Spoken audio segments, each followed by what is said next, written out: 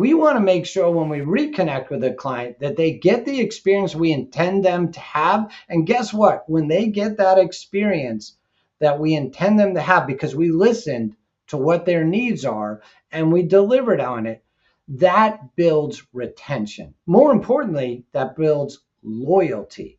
Welcome to the Strategy with Jason podcast. Tune in for everything you need to know regarding the automotive industry. Here's your host, Jason Harris. Hey, what's going on, Podcast Nation? It is Jason Harris here, and thank you for joining me on another episode of the Golden Wrench Podcast, where I get to talk to anybody and everybody that I want to talk to when it comes to the fixed ops side of the business. I got a hell of a guest today. Actually, I've been looking forward to this because there's some killer topics that we're going to be going over today. But hey, we can't make great content like this without our amazing sponsor. And here's a quick message from that sponsor. For years, I've been saying that you have to process your way to profitability, and no one knows that better than the folks at Repair 360. You all know how important it is to have a fast, streamlined used car reconditioning process. Remember, time kills profit. Getting a used car frontline ready in less time while providing transparent communication between departments is what Repair 360 is all about. With Repair 360's automated used car recon manager, you will drive recon times down while giving sales the visibility they need to stop complaining. Oh, no, I'm just kidding. I'm just kidding about that part. Anyways, you have to check out their website at repair360.com and see how they can revolutionize your reconditioning process. All right, guys, I was telling you, I got an amazing guest. They're sitting in the backstage right now. I am so excited. I have the one, the only, the oh so famous Coach Joe with me. Joe, what's going on, man? How you doing? Hey, Jason, thanks for having me. I really appreciate it. And what a great introduction. Feel like a movie star, right? Where's the red carpet? This is awesome. Man, we roll it out for people. That's what we do here. We just roll it out, right? We don't call it the golden wrench for nothing, right? That's true. We should have said golden royalty, carpet, right? I got Fixed Ops royalty with me today, guys. Look at this. Here it is, Coach Joe, Fixed Ops royalty. Yeah, really excited to be on. So thanks for having me. We got some great topics, like you said, and nothing more passionate about providing insight to dealers, or at least content that adds value to them. 100%. And I think, again, I'm so glad that you were able to take the time to come jam with me. Here's what I'd like to do, Joe. I love kicking off these podcasts with a little origin story. Because I got to be honest, I'm fundamentally fascinated how people just kind of either stumble their way or fall into the business or get caught, whatever it is. Let's start there, Joe. How did you get started in this crazy little world we call the automotive industry? Yeah, I don't think my story is any more unique than most of your guests. I stumbled upon the automotive business. Actually, I was selling Kirby vacuums. We came from a lower income family, and I had to make a way. I had to find a way. How am I going to pay for a college? How am I going to work myself through my education? And then my parents said, you can't sell vacuums. If you're going to sell anything at all, go sell cars. At least do something that is going to create enough revenue. So I was fortunate. I got a job, within the next day, had no clue, like everybody that joins the business, kind of like, hey, here's the job. There's the keyboard. Customers will come in, do your best to help them out. And that was my early foray. And I spent about 30 years, give or take, in the automotive industry, particularly in the sales and fixed ops side. I worked my way through as a sales representative and operated a very successful Honda store for 17, 18 years. And then I worked for a couple of smaller dealer groups. And about 10 years ago, I entered a different side of the business, and I joined an organization that is national, well over 100 stores. They are a provider of accessible equipment and vehicles that are designed for customers that have disabilities. So I ran the service operations with a group of team members. I say ran, I use that term liberally, right? So I was a support person for 100 stores across the nation. Wow. In the fixed operations side, solely focused on the operations. And more recently, I joined Traver Connect, which I'm really excited to. John Traver and I connected, and we did a similar podcast show, and we just had a connection. And I saw a vision. He's made it clear what that vision looks like. It aligns with me. I'm a people person. I'm all about people. And that's why I go by the acronym Coach Joe. I really believe in people, right? I So love it. that led me to Traver Connect, and that's where I am right now. My role currently is the executive vice president. I just call it the executive coach, right? My job is to help Coach. other people do their job better. You know what? And I love the fact that you really kind of own the coach, right? Because I think there's so much positivity and but also dedication and commitment to being a coach. You know, you can't just be a coach. Absolutely. You got to have the experience, the patience, the emotional intelligence, and you know, I got to be honest with you. When I first started in the business, that was not me. Now, maybe over the years, I've gotten a little bit better. All right, but that definitely wasn't me. I was very much so what this industry kind of is like. You know, suck it up, Buttercup. Check it at the door. I don't need your crap here, you know. Yeah. And I would say maybe over the years I got a little better. It took me until one day where it was one Christmas. I had a service advisor in me who worked for me. She was a wonderful individual. She crocheted me a pillow that said "Shut the up and get back to work." And I realized maybe I used that term so much that it made sense to crochet it into a pillow. Now, the reason I'm sharing this for you is because it's a part of our first topic. We're going to get into leadership in service. And Joe, I am the first one to admit to you that when I first got into that side of the business, I was a horrible, horrible leader. Now, I had a great person, a great coach, you know, that did mentor me and really got me out of that. But let's get into this. And I know John is probably going to be watching this and he's going to be jealous because we got our podcast first. And we're going to do, I'll Yeah. record another one with John later. Right. Yeah, listen, like you, I worked in an environment where command and control was the way that we did business. It was, I didn't ask you for your opinion. This is what your opinion is. Do what you're supposed to do. You know, to your analogy, just shut up and go back to work. Your opinion didn't matter. And, you know, I was a horrible leader, manager. Actually, I wasn't even a leader, I was a manager. Mhm. Those skill sets take a long time to develop. And listen, like you, we all have a mentor. We all have someone who said, you know what, there is a better way. There's a more effective approach to leading teams. There's a more effective coach process where we are teaching the fundamentals. You know, I think John Maxwell said it best, right? When you think about fundamentals, people think it's simple, it's Yes. basic, it doesn't really apply.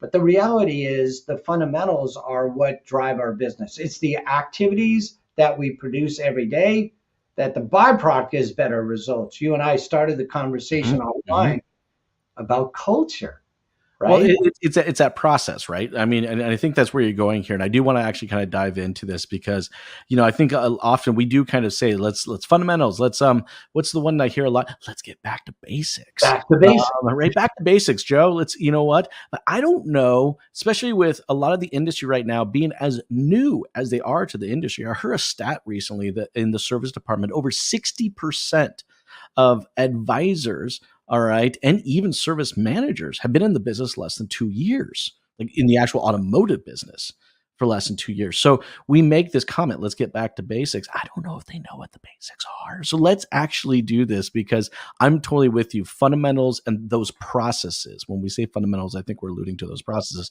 What are those processes that make good leaders?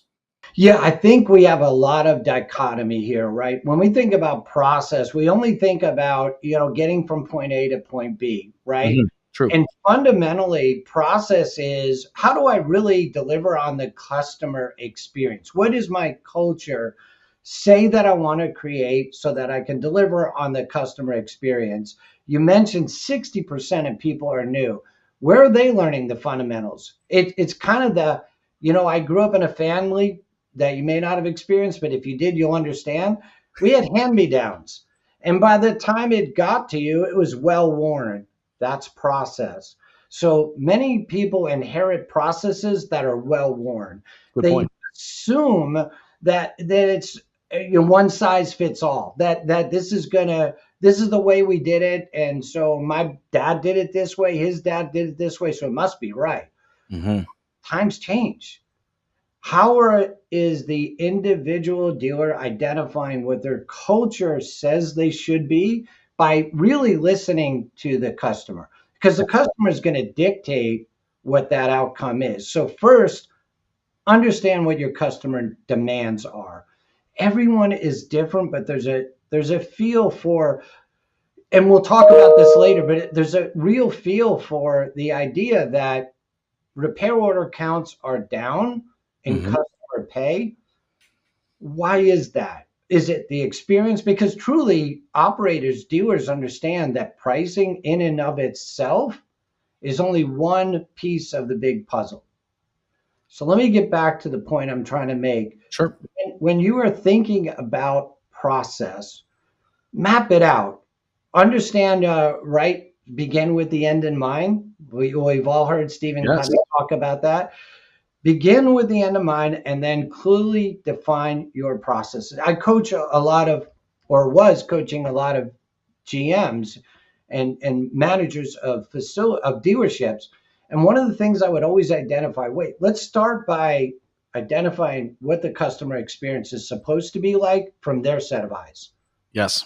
And then define that process, literally map it out and define, okay, how do I get from point A, because I know what the end of mind is, to point B?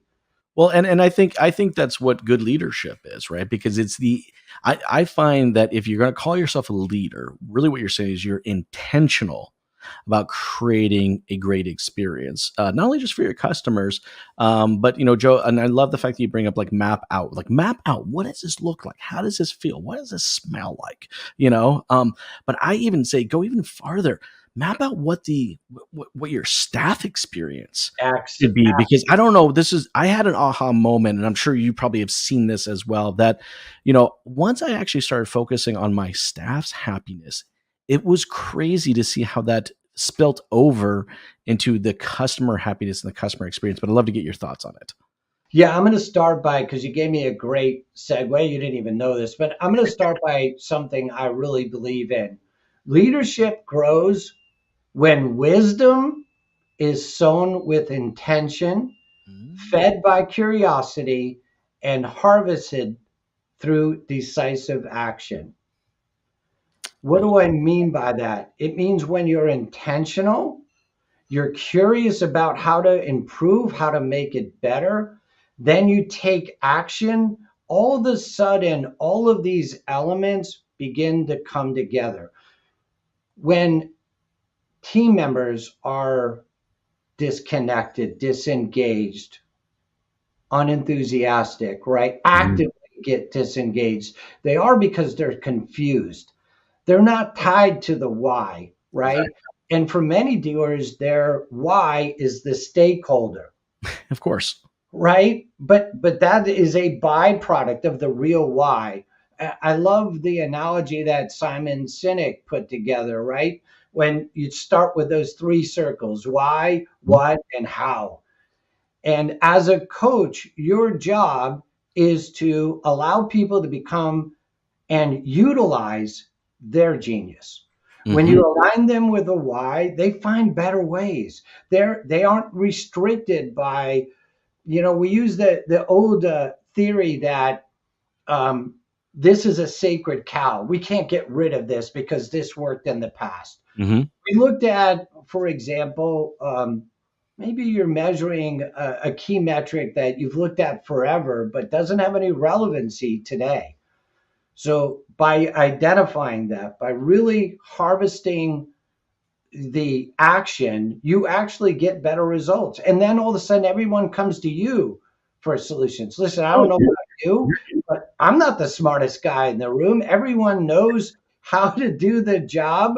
It's a matter of how to allow them to use their unique talents to do it even better.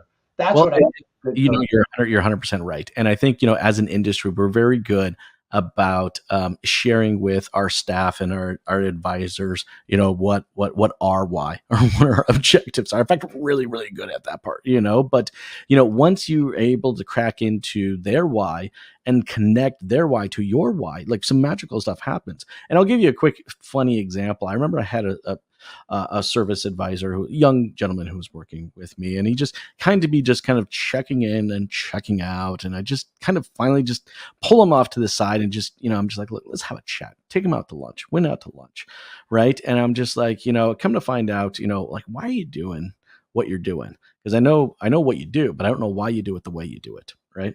And, he was kind of figuring out what the heck I was even talking about. Right. And I was trying to figure out kind of what motivated him. And it through a little bit of conversation, I come to find out that he's trying to save up money for a jet ski. That was his why. Like, he's like, well, I've been trying to save up money for a jet ski, but based on how much money I'm making right now, it's going to be after summer by the time I even get it. Right. And I'm like, okay, wait, let me reverse engineer this for you real quick. You want the jet ski when? July? Okay. Let me just take your current pay structure. I'm going to show you what you need to do to effectively get what you need to ultimately do that. And it was something very simple as that. Now, I don't know, for anybody out there watching, listening, there are way more complicated, whys than the one I'm talking about here. It's not always going to be as simple as like, I want a jet ski, but for this particular kid, it was. And sure as hell, I'm telling you, that kid was on fire. All right. The 90 days after that, he was on fire. All right. And the day he pulled up was his day off to wash his brand new jet ski. The grin on his face was just, and of course the grin on my face was just, and just the level of energy, but that's intentional leadership through connecting the whys. I just wanted to share that as an example. Yeah. I love that story because now that person's why they allowed to see their own way to achieve that goal. Yes. Right. They use their unique talents to achieve that goal. I think we think about, why should we have performance management discussions? I should really only have it when Jason's doing bad. Right. And that is the most ineffective way. Jason should know far in advance that what's happening is not good. Right. We shouldn't be having that during performance coaching. Performance management is all about, here are the things that you're doing well. Let's reinforce that. Let's celebrate that. Let's find a more unique approach to that.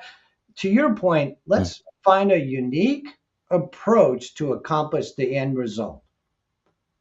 Yes, and it's that end result. I think that it's a unique, intentional end result, which really kind of makes up a leadership. And I think that's like I love this topic, and it really, to be honest with you, I could probably do a whole podcast. Me too. I love. I know we do have a couple others we want to connect with, and I love this next one because reconnecting with clients. I know you wanted to talk a little bit about that NADA research that just recently came out about CPRO counts, which it doesn't surprise me, by the way, what's going on, but I'll let you share. I won't I won't spill the beans, but I still think as an industry, we use the word retention.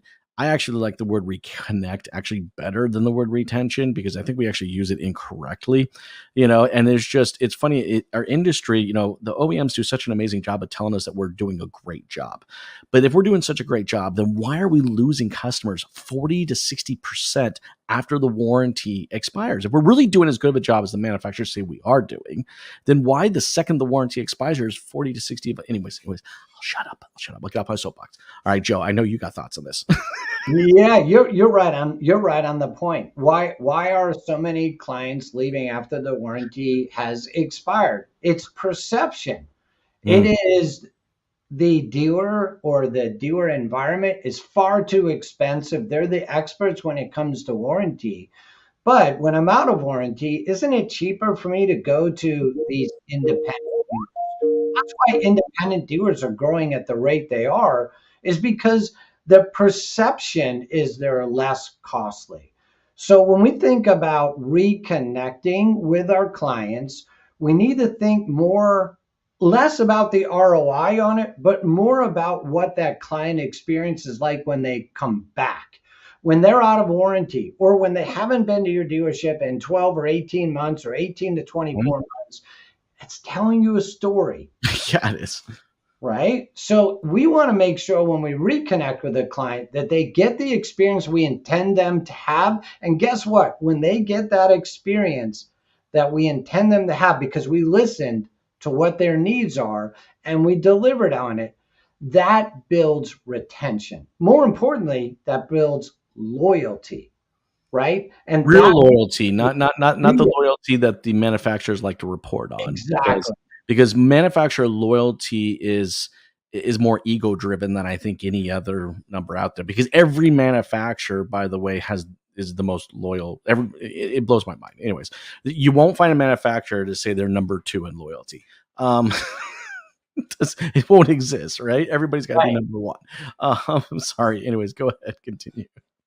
Yeah, so when we think about how Traver Connect connects those dots, experience matters. John talks a lot about that, right?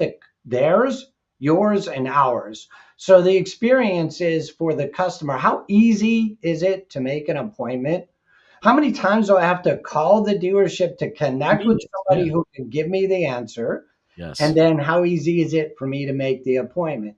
For the dealer, we're thinking about this in terms of, let's call it the book suppository, right? It's, hey, someone go put these books away. I think that's for someone else. What's in front of me right now is I got to handle this customer pay RO. I've got to make sure that the people in front of me matters. What happens to our phone calls? They get dropped. They get lost. And if I'm the client, it's not an easy experience. If I'm the dealership, I'm losing the connectability with my customers, and that matters. And Mm-hmm. so, why does experience matter? Our experience matters because we understand how to connect those dots. We understand that the roadmap that allows you to reconnect with your customers in a more viable process is where we can step in. We can actually augment. Now, dealers have their own BDC departments.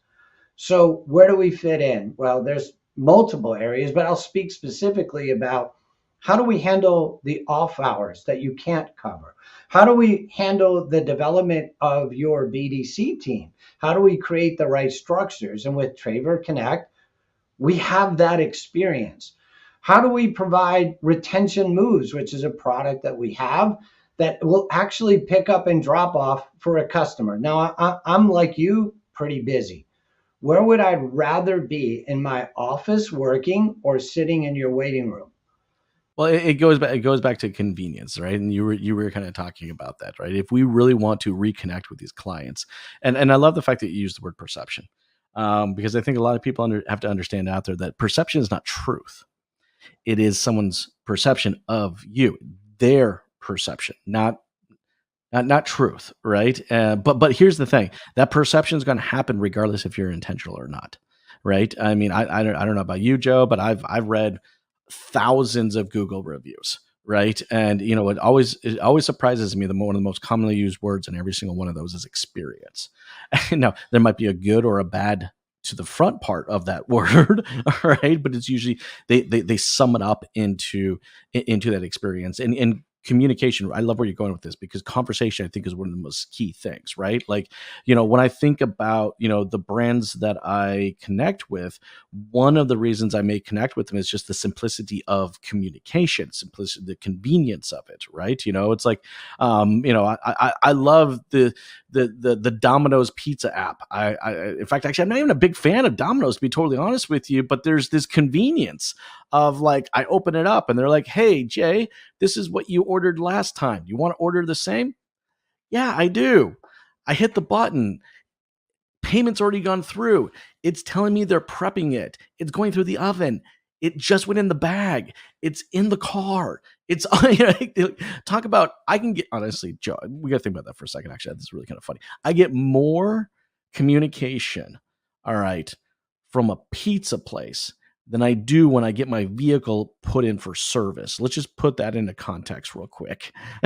like when I drop my keys off at the dealership, it goes into this black pit, and what the hell is going on and when it's going to be completed. Well, but And the pizza is going to arrive here in 15 minutes. Anyways, go ahead, Joe. exactly. And to your point, right? When you think about the reasons most people call later in the day, you already know the answer. What's the status update? Where's my card? It went through the black void. Where are we in the process? And of course, the advisor's really busy, the service manager's really busy, the teams are really busy, and yet you as another client are trying to call in to make an appointment and no one's available, or for that matter, it goes through this phone channel chain and I get a myriad of options or prompts and it's clunky. Or I'm trying to make an appointment through your website, which may not connect to your tools that you use at the dealership level. Here's where we can provide support and really structure a course or a direction that aligns all those dots for you uniquely, Yes. because not every experience is the same. Not every operator or dealership has the same issues. Maybe they got a phenomenal BDC department and they can handle the most of the calls, but they can't handle the after hours, or they can't handle the overflow. They can't, maybe they are unsuccessful at scheduling on the actual scheduler for the Sure. advisors. A lot of functionality that we can simplify. Why? Because experience does matters. And that's where ours comes in. Mm-hmm. No, So it is, and that's why they call you Coach Joe, right? I hope so.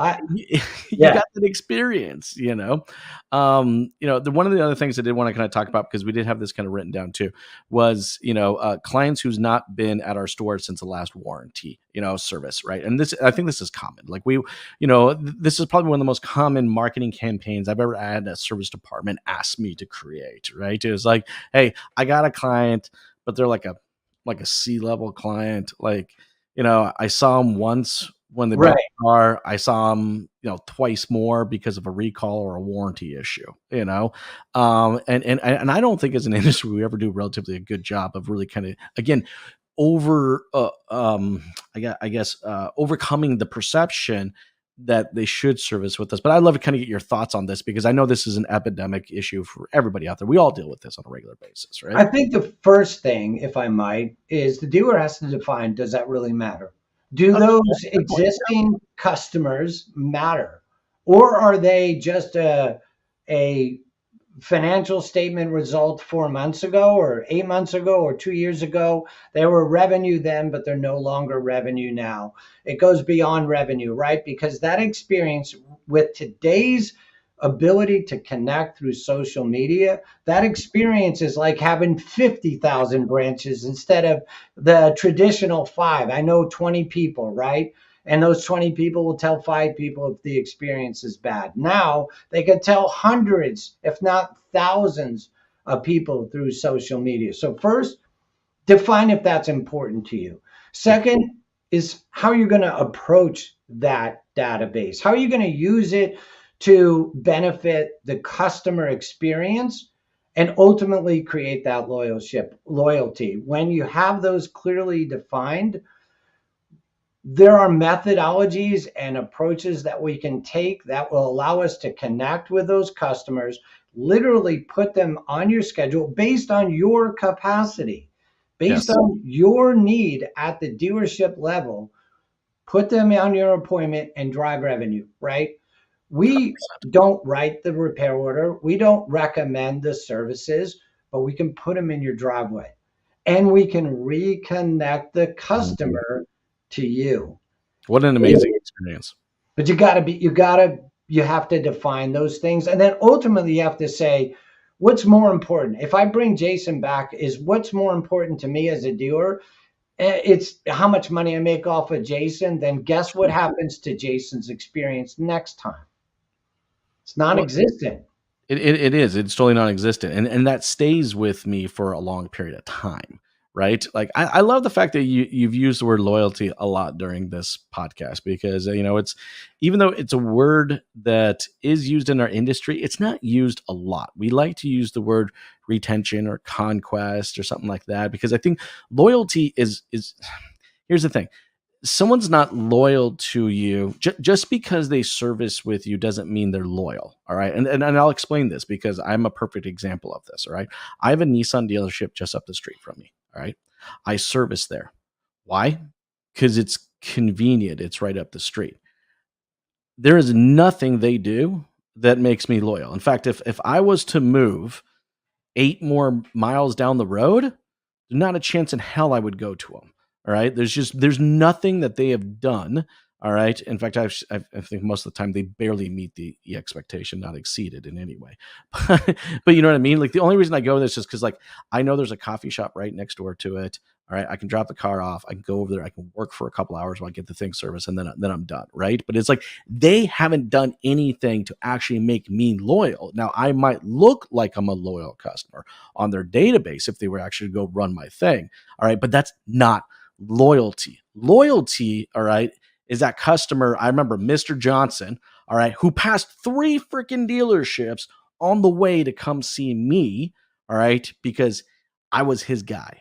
I'd show up, he tossed the keys, didn't even ask me what the hell needed to be done to it. He just knew that I was going to take care of the car, right? But I'd love to kind of get your thoughts because I think as an industry, we don't like, how do we create real loyalty, not just convenience? Do you know what I mean? Yes, we create real loyalty because of the point you made at the very end. I came there, Mr. Johnson came to see you because you are his person, right? Trust. Yes. And so when you think about that, it's the experience you create for your team member. You know, we use the reference so loosely, they're my employee, they're subservient.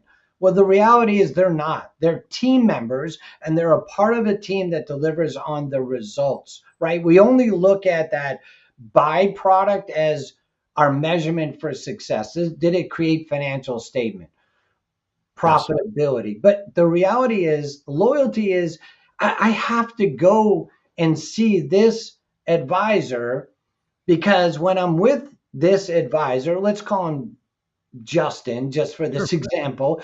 When I go see Justin, the reason I go see Justin because I trust him, because we have Yes. a relationship, because he can present 3 things to me or 5 things to me as an item for recommended services, and I trust him. And I'm going to go, you know what? Is that the right thing to do, Justin? And Justin's going to say yes.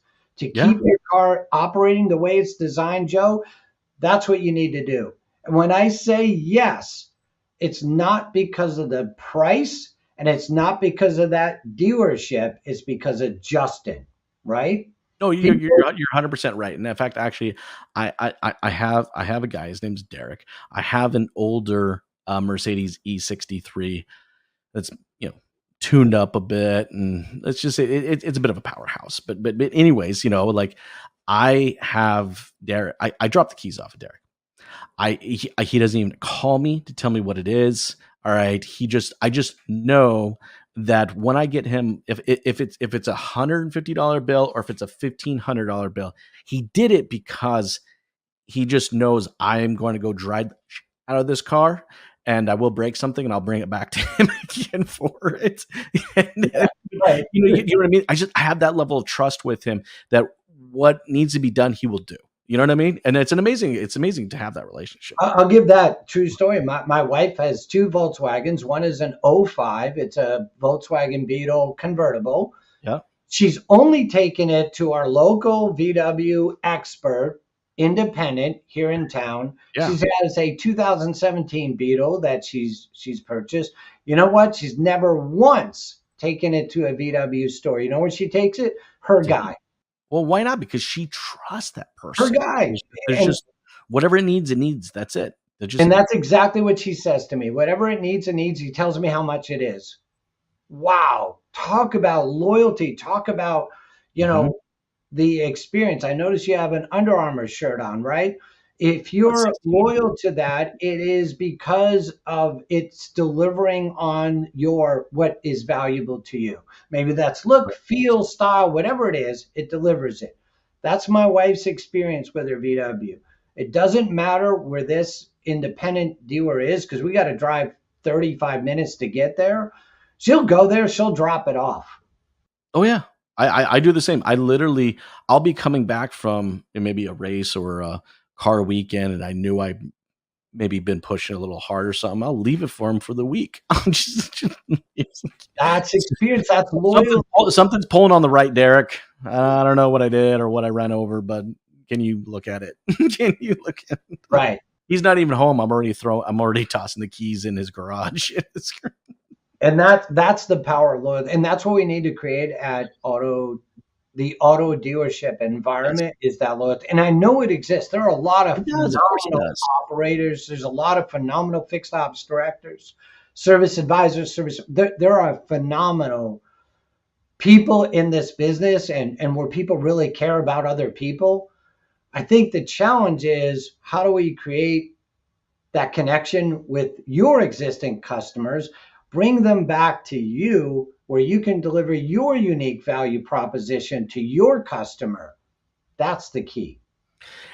You're so right. That is the key, right? It's being able to kind of consistently, execute, I think the processes that are required to get to a place where you can build trust, and that trust ultimately ends up in loyalty. And it should be the objective. I think if you're out there and you're watching and listening to me and Coach Joe talk about this, it's like, guys, we're not talking about this like this is being a good idea. Like, no, this is the objective, right? This is the mission. All right. Just because your OEM is telling you're in the top 10 of retention numbers does not mean that your customers are loyal. Trust me. Look what happens. How many people are dropping off when the warranty expires. That'll really tell you what, if you've been putting in the effort to create the trust that will thus actually create the loyalty.